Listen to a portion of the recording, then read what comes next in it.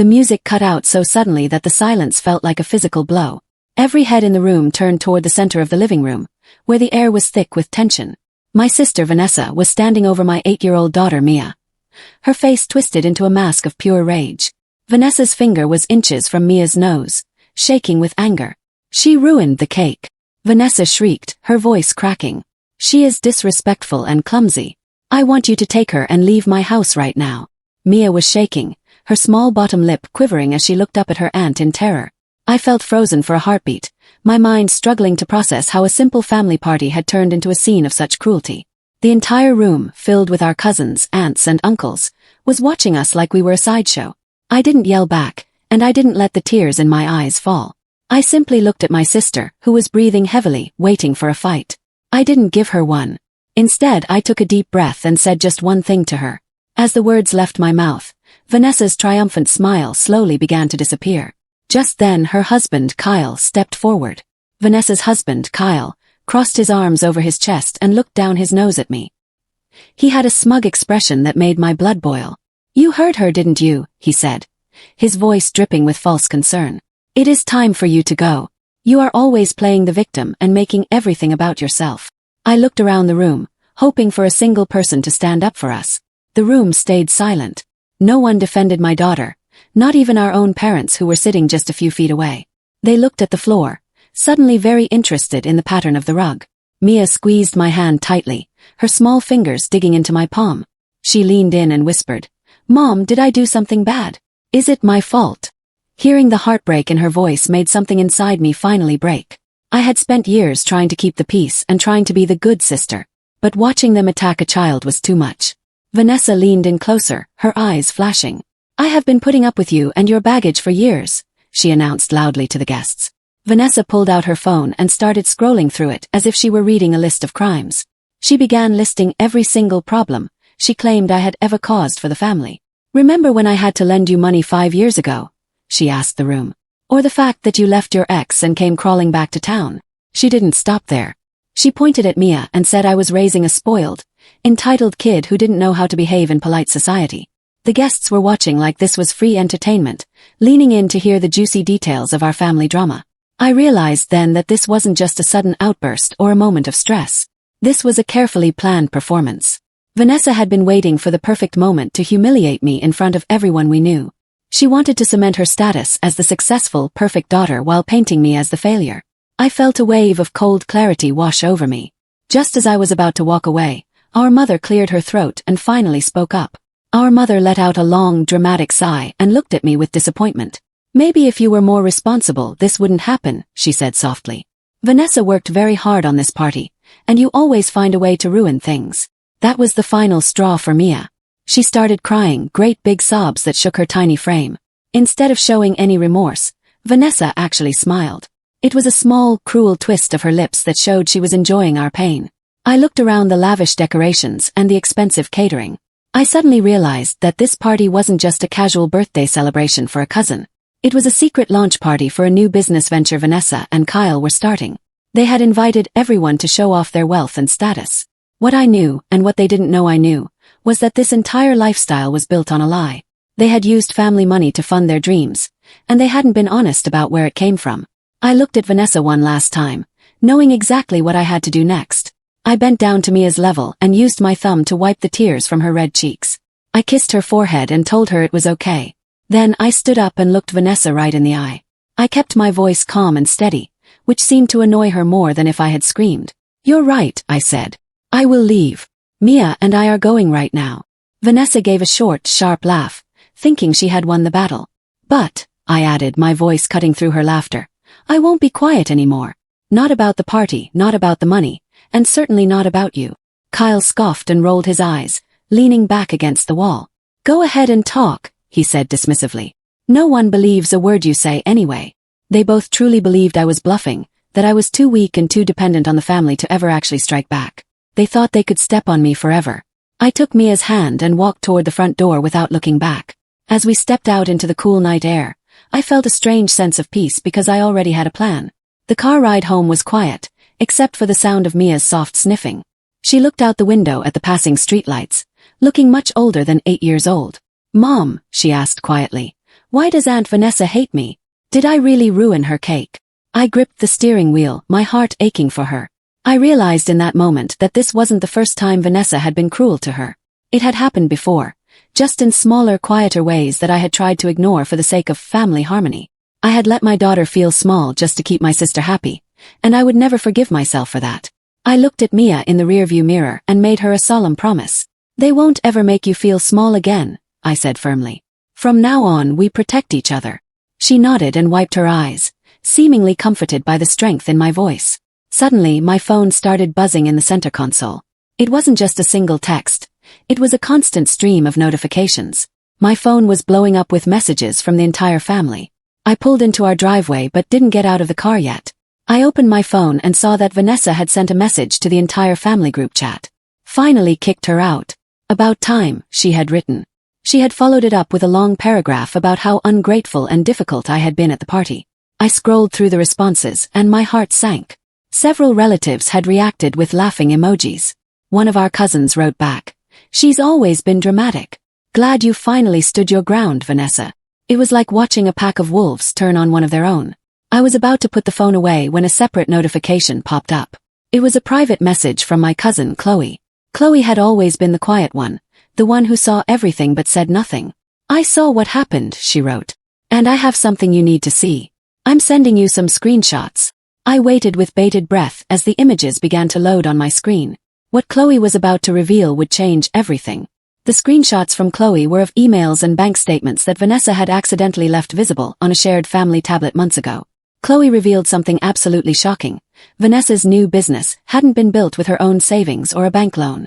It was built using the inheritance money our grandmother had left for all of the grandchildren, including me.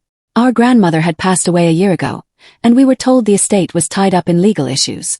Vanessa had told the rest of the family that I had declined my share, because I felt guilty about the money I had borrowed in the past. It was a complete lie.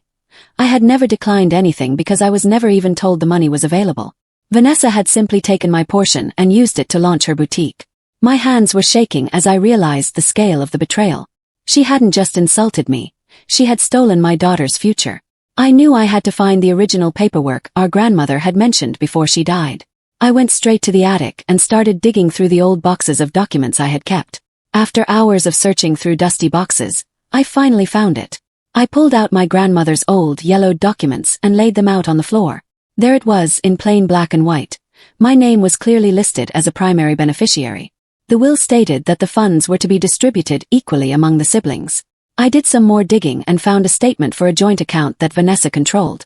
The money was sitting right there, or at least, what was left of it after she had spent a massive chunk on her business. She hadn't just borrowed it. She had effectively stolen it by misrepresenting my wishes to the executors. As I looked closer at the signatures on the account access forms, I saw a second name. Kyle's name was also on the account. He wasn't just a bystander. He was an active participant in the theft. They had both conspired to rob me while laughing in my face at a party. I knew I couldn't handle this alone. I picked up my phone and called my old college friend, Alyssa. Alyssa had become a very successful lawyer, and she was known for being incredibly sharp. I met her the next morning and showed her everything I had found, the will, the bank statements, and the screenshots from Chloe. She spent an hour reviewing the documents in silence, her brow furrowed in concentration. Finally, she leaned back and looked at me with a serious expression. "They committed fraud," she said quietly. "By telling the estate you declined the funds and then moving them into a joint account they both control, they have broken multiple laws." My hands shook as the reality of the situation fully set in. My own sister could go to prison for what she had done. "What do we do?" I asked. "We build a case," Alyssa replied. Just as we were finishing our meeting, my phone rang. It was Vanessa. Her tone was completely different now, sweet and manipulative. She wanted me to come over so we could talk things out and move past the misunderstanding at the party. She even claimed she had a gift for Mia to make up for the incident. Vanessa was suddenly acting like she wanted peace, but I knew her too well. She was using her concerned sister voice, the one she used whenever she wanted something. She told me she had overreacted because of the stress of the business launch. "I just miss you guys," she lied. "I miss Mia, and it's not right for family to be apart like this." She kept repeating that we were family, as if that word were a magic shield that protected her from her own actions. Kyle was in the background, chiming in to agree with her. I could hear the way he was watching the conversation carefully, probably making sure she didn't say too much. I realized they must have heard a rumor that I was asking questions about the inheritance. They didn't want peace. They wanted to see how much I knew and if they could bribe me into silence. Fine, I told her. Let's meet for coffee tomorrow. Before I went to the meeting, I checked the recording app on my phone. If they were going to try and manipulate me, I was going to make sure I had proof of every word. I met them at a crowded coffee shop, choosing a table right in the center so they wouldn't feel comfortable making a scene. I placed my phone face down on the table, secretly recording every second of the conversation. Vanessa started with a fake apology, but she quickly shifted to talking about the money. You know, that inheritance money was technically shared, she said, trying to sound casual. We just used it to get the business off the ground so we could all benefit eventually. Kyle laughed and added, It's not like you were using it anyway. You're always so focused on your little life. We thought we'd put it to work. They spoke about my money as if it were a burden they had kindly taken off my hands. They even joked about how easy it had been to convince the family I didn't want it. They were so arrogant that they didn't realize they were confessing to a crime. After 20 minutes, I stood up and left without saying much. I took the recording straight to Alyssa. She listened to it with a grim smile. This is exactly what we needed, she said. A few days later, Vanessa got served with a formal lawsuit. The documents outlined the fraud, the theft of the inheritance, and the evidence we had gathered. Within an hour of the papers being delivered, my phone started ringing. It was Vanessa, and the peaceful sister was gone. She was screaming so loudly I had to hold the phone away from my ear. How could you do this to your own family? She shrieked. You are going to ruin everything. Kyle didn't call, but he left a terrifying voicemail. He threatened me, saying that if I didn't drop the suit, he would make sure I never saw a dime of that money or worked in this town again. Then came our parents. They called and begged me to drop it for the sake of the family. They said that a public lawsuit would be a scandal they couldn't recover from. Think about the family name, my mother pleaded. I told them I was thinking about Mia and the mother she deserved, one who stood up for her. I refused to back down. Then I got a call from someone I didn't expect, Vanessa's business partner. Vanessa's business partner, a man who had invested a lot of his own money into the boutique, sounded shaken. He told me he had seen the news of the lawsuit and had no idea the startup capital had been stolen from a family member. Vanessa lied about everything, he said. She told me she had inherited the money specifically for this venture. He told me he couldn't have his name associated with fraud or family theft. Because of the legal instability, he was pulled out of the business immediately. Without his funding and with the legal cloud over them, their business began to collapse overnight. Vendors stopped delivering and the grand opening was cancelled. The boutique that Vanessa had used to humiliate me was now a ghost town. I thought that would be the end of it, but then Vanessa showed up at my front door. She looked terrible. Her hair was unkempt, and her eyes were red from crying. She didn't look like the powerful business mogul from the party anymore. She looked like someone who had finally realized the walls were closing in. Vanessa stood on my porch and had a complete breakdown. She cried and begged me to stop the legal proceedings. Please, she sobbed. We will lose everything. The house, the cars, everything is tied to the business. She even tried to blame Kyle, saying he was the one who pressured her to keep the money. She promised she would give the money back, every cent of it, if I just told the lawyers to stop. I almost felt a flicker of pity for her until she stopped crying and looked at me with a hard expression.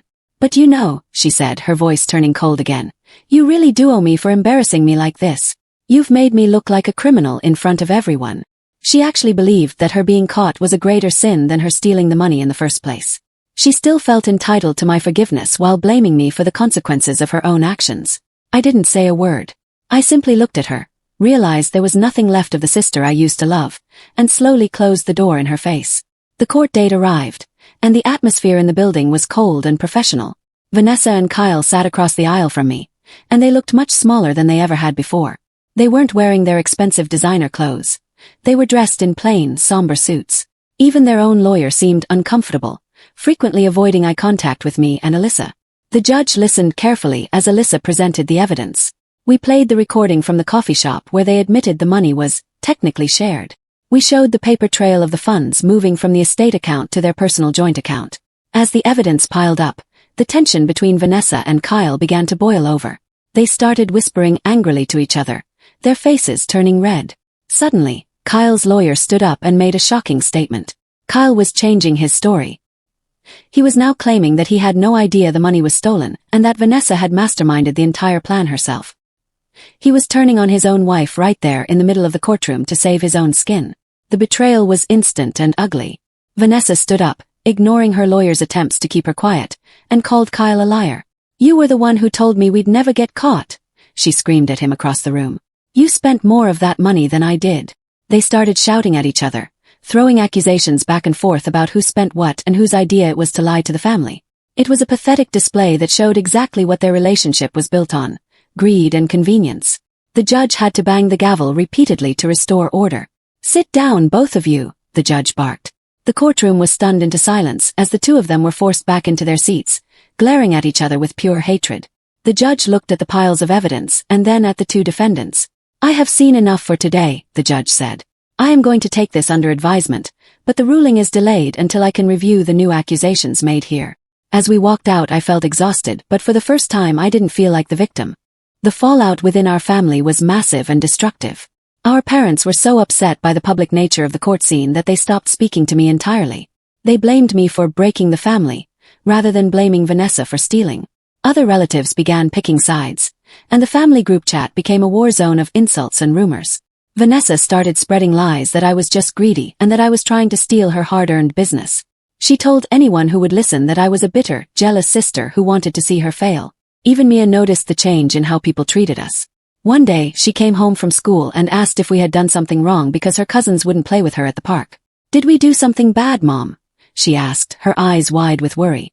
I sat her down and looked her in the eye. "No, honey," I said firmly. "We did the right thing. We stood up for ourselves when someone tried to take what was ours. Sometimes, doing the right thing means people will get angry, but that doesn't make it wrong." Finally, the day of the verdict arrived. The judge didn't hold back. We won. The court ordered Vanessa and Kyle to provide full repayment of the stolen inheritance money, plus interest. On top of that, they were ordered to cover all of my legal fees. The judge also made it a matter of public record, meaning everyone would know exactly what they had done. When the ruling was read, Vanessa didn't cry. She just looked at me with a look of pure, concentrated venom and stormed out of the courtroom. Kyle didn't even follow her. He didn't even look at her as she left. Their marriage was clearly over, destroyed by the same greed that had fueled their theft. But the most significant part of the ruling came at the very end. The judge stated that because of the evidence of systematic fraud and the potential for other financial crimes, the case was being referred for further investigation by the state. This wasn't just a civil matter anymore. It was about to become much more serious for both of them. A few weeks later, the news hit the family like a lightning strike. Kyle was arrested, but not just for the money he took from me. The state investigation had uncovered a series of unrelated financial crimes he had committed through his other business interests. He was being charged with tax evasion and money laundering. Vanessa was also brought in for questioning. While she wasn't arrested immediately, her reputation was completely destroyed. The story spread through the family like wildfire, and this time no one was laughing or sending emojis. The reality of their crimes was too big to ignore or dismiss as a family spat. Suddenly, the constant buzzing of my phone stopped. There were no more insults, no more rumors, and no more demands for me to drop it. There was just a heavy, uncomfortable silence. People who had once been the loudest in defending Vanessa suddenly went quiet. I finally had the peace I had been craving, but it was a lonely kind of peace. I focused all of my energy on Mia, making sure she felt safe and loved in our quiet little home. As the dust began to settle, the apologies started trickling in. People who had mocked me or called me dramatic in the group chat were now sending private messages, claiming they had been misled by Vanessa. Even my parents reached out, asking if we could meet for dinner to reconnect. They didn't apologize for their behavior at the party, but they were clearly trying to fix their image. I didn't respond to most of them. I wasn't interested in fair-weather family members who only cared about the truth when it was convenient. Then I got one last message from Vanessa. It wasn't an apology. "You destroyed my life," she wrote. "I hope you're happy with what you've done to your sister." I looked at the message for a long time, thinking about the years I had spent trying to please her. I thought about the night she screamed at my daughter and made her feel worthless. Without typing a single word back, I simply hit the button to block her number. It was the most satisfying thing I had done in years. With the repayment money finally in my account, I was able to plan a new beginning for us. I didn't buy anything flashy or expensive. Instead, I used the funds to move us into a small, charming house in a better school district. It had a big backyard where Mia could play without anyone telling her she was ruining things. I let Mia pick out her own bedroom paint. She chose a bright, cheerful yellow that made the whole room glow. For the first time in a long time, She finally started sleeping through the night without having nightmares. The tension that had lived in our shoulders for years seemed to evaporate. We were building a life that was quiet, safe, and entirely our own. One afternoon, while we were unpacking boxes, Mia found a letter in the mailbox addressed to her. Her eyes went wide as she showed it to me. It was from Vanessa. My heart tightened, wondering why she would reach out to my daughter directly after everything that had happened. I sat with Mia as she opened the letter. Vanessa's handwriting was shaky and looked different than it used to. In the letter, she finally used the word I never thought I'd hear. She asked for forgiveness. She wrote that she had lost everything: her business, her husband, and most of her friends. She said she was starting therapy and was trying to understand why she had been so cruel. She told Mia that she missed her and that she was sorry for how she had acted at the party. "I just want things to be like they were," she wrote. Mia read the entire thing twice, her face unreadable. Then, she looked up at me with a maturity that surprised me. "Mom," she said quietly, "I don't miss her. She was mean to us, and she only says sorry because she's lonely now." I realized that Mia had seen through the manipulation better than I ever had. She didn't want a fake reconciliation. She wanted the peace we had built. I asked if she wanted to see her aunt one last time just to say goodbye, and she nodded slowly. I arranged to meet Vanessa one final time at a neutral park. I didn't bring Mia. I wanted to handle this myself first. Vanessa looked even smaller than she had in court. She seemed to expect that I would break down, hug her, and tell her that everything was fine now that she had said sorry. She started talking about how hard her life was and how she wanted us to be a family again for the holidays. I let her finish and then I spoke. "Vanessa," I said, "I actually want to thank you." She looked confused, a spark of hope in her eyes. "Thank me for what?" she asked.